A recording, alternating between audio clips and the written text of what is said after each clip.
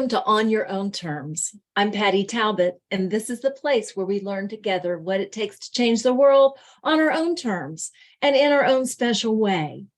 Today, as I hope you've come to expect, I have a wonderful changemaker guest with me, and her name is Loy Campbell. Loy is especially important to me because I saw her grow up a little bit.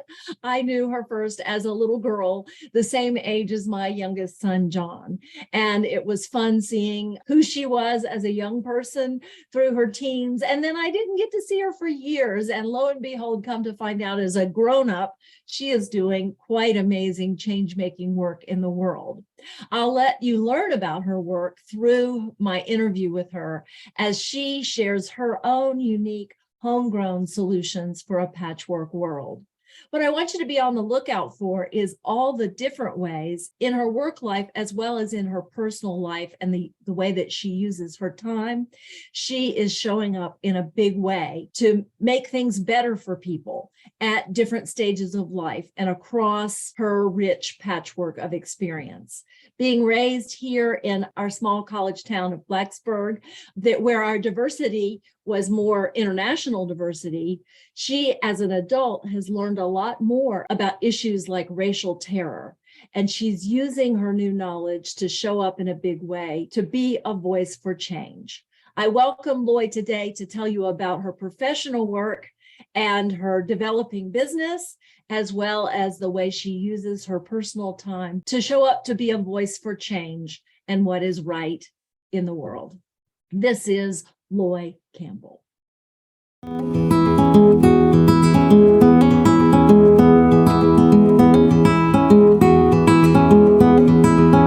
Place you live now, Blacksburg, Virginia, and it's a neat community. I was born and raised there. It's a college town, and the university is a big part of town life, and so it makes for a really nice place to grow up. There were always things to do. There were always events at Virginia Tech to help entertain and also educate, and it's a very tight-knit community. And I think that's a big part of where I got this sense of wanting to do something that is bigger than myself when it comes to my career and the things that I do outside of work. And that was modeled to me really well by my parents when I was growing up. My mom was a nurse practitioner, and she volunteered at the free clinic, and she's been working for years and years now on getting a hospice home and in the community and bringing the hospice movement to the community and taking care of people. That's just what she does and what she did when I was growing up. And so I learned that from her. And my dad is an attorney, and so he worked with community groups to build a low-income daycare center that was quality daycare for children and kind of help that community to have the quality that they needed in raising their children. And so I learned kind of from both of them how you do your work and you also do your work in the community. And that really set me up for how I wanted to live my life and continue learning. Blacksburg is a community that really values learning. And so staying connected to university towns was really important to me. So now where I live now is in Elon, where there's the university there. And I also work at a hospital that's connected with Duke. And I have other occupational therapy connections at University of North Carolina. So it's kind of nice. It's kept me in that mindset with people who are constantly learning. Another aspect that affected me growing up was that my grandparents all lived in town. And so I got to know them. And when I was born, two of my grandparents were in their 50s and my other two grandparents were in their 70s. So I had this generational difference in my grandparents, but I got to know all of them really well. One of them is still alive today and lives just down the street from my parents. Having family members and friends in my church community who were older adults was a big part of how I was raised. And that ultimately caused my interest in working with older adults as my career. So that was a really big influence on me as well. It came from my roots.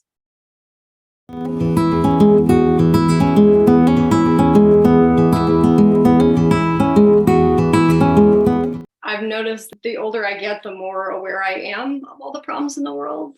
A blessing in one way, growing up in Blacksburg, I didn't understand how many problems there are in the world. And then I went to college and I studied sociology, and I realized there's a lot of problems in the world. And so I grew up with this foundation that felt very safe and very solid. And then I moved out into the world and realized, wow, there are a lot of things that need people to care about them. The two that I've kind of landed on, at least at this moment in my life, not to say they won't change, because who knows? The one that I work on in my career is working with older adults, especially people living with dementia.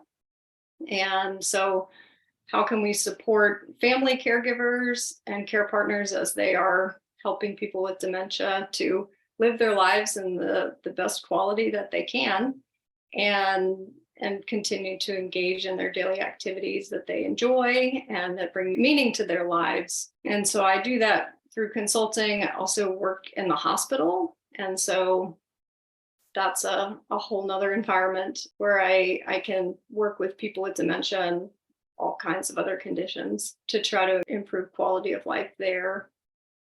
The other issue that's kind of become a big part of my work outside of work, community work, I guess you would say, is racial justice and learning about our history of racial terror in this country, and trying to first bring that story into the community, because a lot of people, myself included, before I got into this work, don't understand the experience of Black people and other people of color in this country today, and also in a historical context of the things that we have done to that community through white supremacy that continues today. So I've worked with a group called Equal Justice Initiative, which is out of Montgomery, Alabama. Some of the listeners may have heard of that if they've seen the movie Just Mercy with Bryan Stevenson.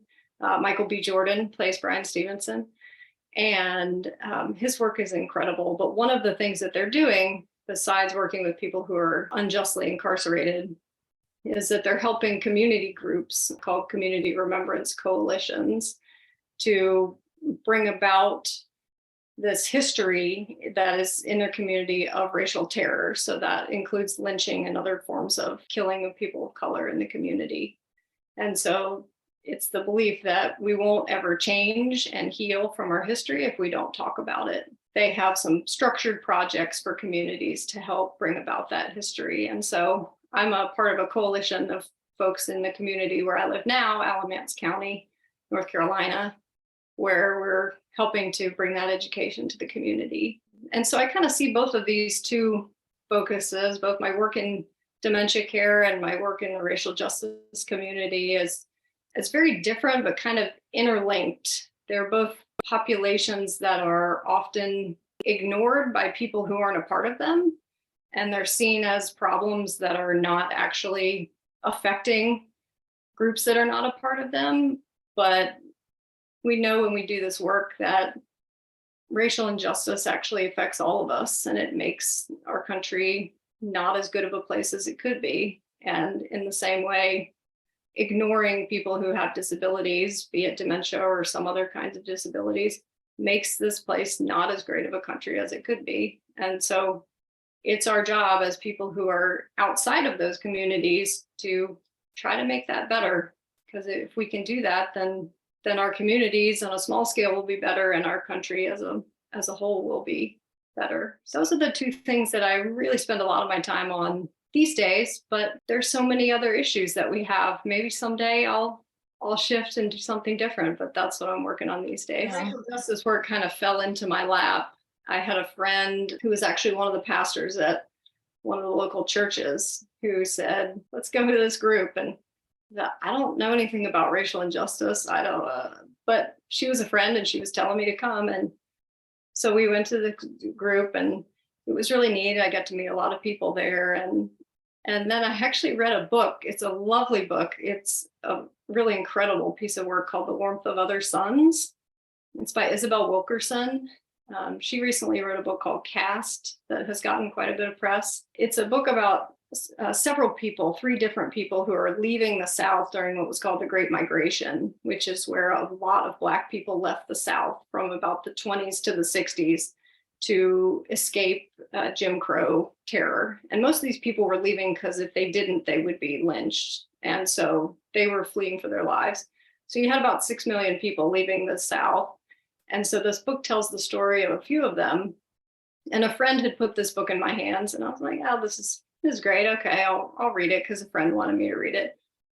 So I get to page 10, and there's a man that you meet who is working on a citrus grove in Central Florida in the 1940s.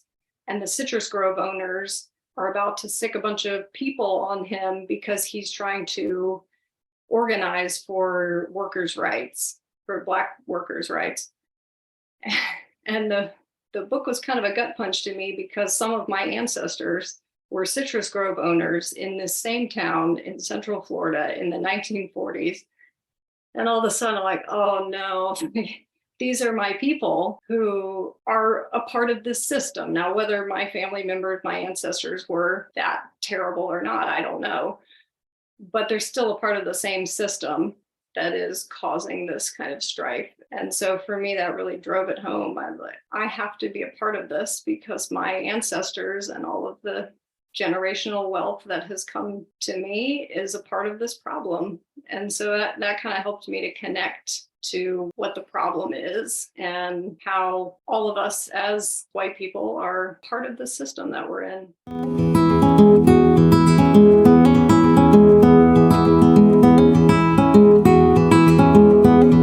Blacksburg is interesting because it has a small amount of racial diversity, but there's not quite as much, at least in the communities that I was a part of growing up, not very much socioeconomic diversity or educational diversity. It was mostly people who were university educated. Their parents were professors or other professions. And so I didn't have a lot of that growing up. And then I left, I went to college. Still not a lot of diversity in the people I was meeting in college. And then when I left college, I moved to California because that's what you do when you're 22 and you're from Virginia, you move to California.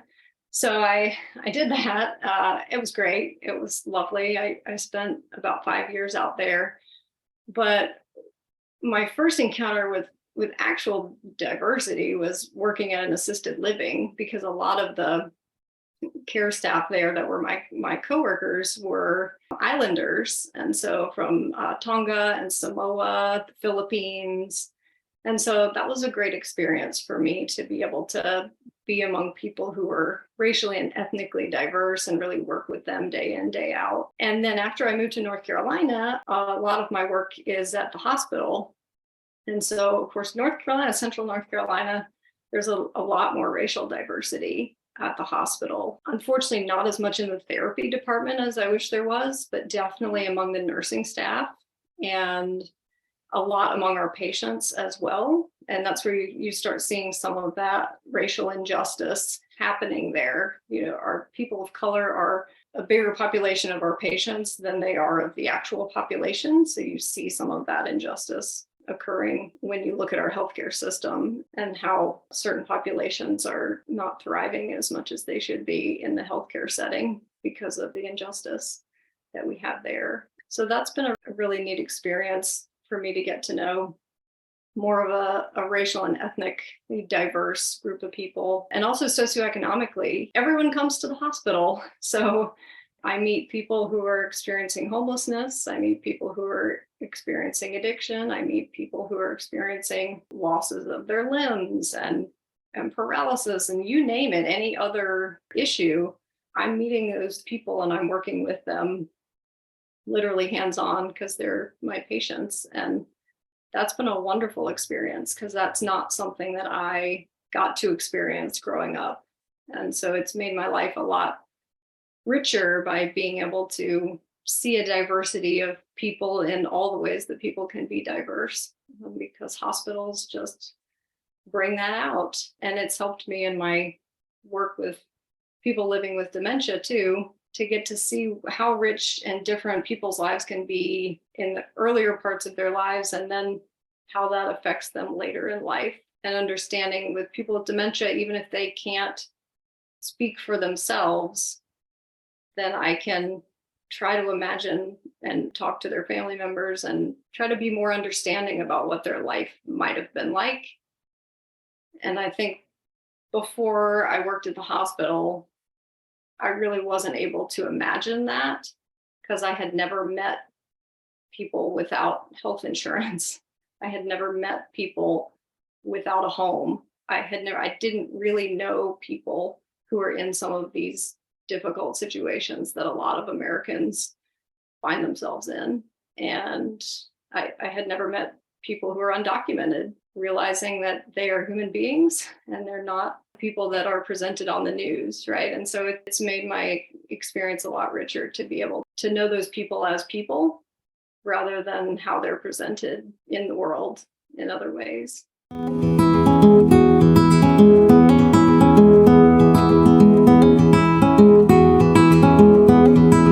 What I see in people living with dementia and their families and other supports, I wish we could really embrace people where they are rather than what we wish they were. I think that's a big part of my work in occupational therapy is trying to figure out, you either are going to change something about this person so that they can do something differently or in an improved way, or you're going to realize these are the things I can't change. How am I going to work around that? So that's kind of the analysis that we make when we look at something that's going on with the patient in therapy. It works with my role in dementia care as well. You think about what are the situations and pieces of this that I can change, and what are the pieces that I really can't change, and so we have to work around that. What I wish is that everyone would have access to dementia care supports, whatever that looks like for them. So for some people, that's access to a consultant, someone like me who can help them figure out what's their next step or what is a different way we could approach this challenge that's happening with this person and help improve the quality of life for both the person with dementia and the person who's helping them to live their life. And sometimes that means we have someone else coming into the home. And I wish that everyone had access to that other person who can come and help their family or whoever's helping them to have some time of their own. Or sometimes that means having a day center where people can go and have a place to be and that's affordable. Sometimes that means changing the environment someone lives in and they move to an assisted living. And I wish that was accessible for everyone. And it's currently not because it's not covered by insurance. There's all kinds of different resources out there to make things better. You can't change dementia. It's a chronic, progressive, terminal illness. I can't change that. You can try with some medications to modify it a little bit, but you're ultimately, at this point, not going to change that. And hopefully science will advance. But at this point, you're not going to change that. But how can we change the ways that we support people with dementia and their families? That's what I would envision. That's what I wish. And so in my small way, through my business consulting with families and also with other community groups, that's what I'm hoping to help change, is that right now we have to use a patchwork, like we were talking about, of different resources and different ways to help people with dementia and their families to get through this disease, because it can be very challenging. I would also dream that the community would be a little more involved in that. Our country at times has a way of putting all the big burdens on nuclear families and kind of getting very small. Well, it's your mother, so now it's your responsibility. And what I wish is that the community would realize that taking care of this person is actually a community effort. And so that's something that I hope to expand in my business, is helping communities. I have a big focus on faith communities because I think that's a great place to start, is faith communities, because they already have this framework of taking care of each other in faith communities, and they do that very well. But dementia is one of those things that people have good intentions, but they don't really have the skills that they need to help take care of each other. So that's why I chose that as a big focus of my business, is helping faith communities to learn, how can I support this person with dementia and their primary caregiver? And maybe everyone else in the faith community can see each other as secondary caregivers. How can the faith community do that and support people? And then you can move that beyond that to be anyone in any part of that community, be it the person at the grocery store or the person at the police department or the person anywhere who's going to encounter that person with dementia. How can they be part of the community that's supporting that person and their caregiver? My wish for the future would be that our whole healthcare system would change. And I'm not sure I can change that, but I vote, so then maybe that helps.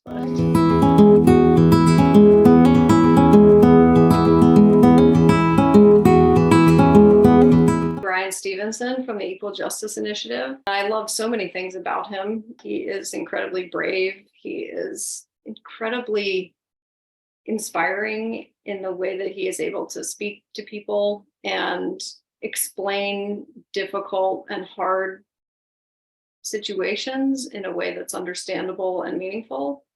But something that he always says is that you have to get proximal to the problem. And I try to remember that when I feel like this problem is too big for me. I can't make any changes. I can't do. He's always encouraging people, you have to get proximal, meaning in order to understand, in his work, people who are incarcerated, you have to actually go to the prison and get close to people who are incarcerated or people who are formerly incarcerated, right? Which is another way that I'm lucky, because at the hospital, we have people who are incarcerated who come to the hospital. So that's a population I never would get to interact with. And so I'm lucky. Every time I get to work with a patient who's incarcerated, I learn a little something from them about our system and also about humanity, right? And that in the end, we're all people and we all need care. And so I think that's one of the biggest things that I have learned from him, that I try to keep in mind when the work is challenging. We have to get proximal to the problem. That means proximal, he either says the problem or the people, something like that, and get proximal. And so in whatever way you can do that, that's what I wish for communities, right? Is that instead of being uncomfortable with people with dementia or being uncomfortable with racial justice, just show up. Sometimes people with dementia say things that make us uncomfortable, but it's okay. It's okay to be uncomfortable. And so that's how we can learn from that, and then we can keep learning. And that's the first step, is showing up. And I think a lot of people don't show up because they're uncomfortable. It's definitely true in the racial justice space. A lot of people, white people, are afraid of saying the wrong thing or doing the wrong thing. And so they just don't show up at all. And instead of showing up and making mistakes and asking for forgiveness, and that's how we do that racial justice work together. So it applies to every kind of change that you're trying to make. You just have to get proximal, and that's really hard.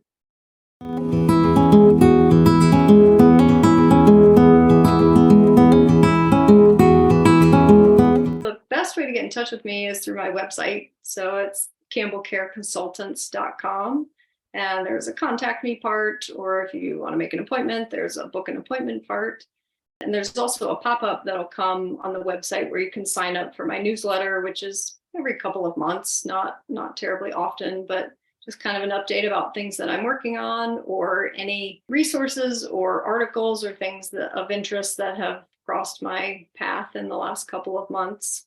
I'll put out another newsletter here sometime soon, and hopefully include this interview. So just any kind of things that I'm up to, that's a great way to keep in touch with me, or just send me a message through the website, or my email is loy@campbellcareconsultants.com. So a faith community or any other kind of community group that wants to work with me, absolutely. There's a form on there. So just let me know. Thank you so much, Loy. Your work is inspiring me, and as someone who has had loved ones who've experienced, of course, the aging process and some exposure to folks suffering with dementia, I so appreciate what you're doing professionally to make a difference and reach out and help people that are often misunderstood to be better understood and to help their caregivers as well. I'm also really appreciative of the things that you've raised around the issues related to racism and racial terror in our country. This is an important and timely issue for all of us, and it's time that we take responsibility for our history and make sure that we do not let political forces during this time try to whitewash our history. I hope you'll do as Loy suggests and become aware of the Equal Justice Initiative and Brian Stevenson's work in the world. I also hope that you will follow Loy Campbell's work and get in touch with her at campbellcareconsultants.com if you or someone you know is in need of support around aging and dementia care. She's your person.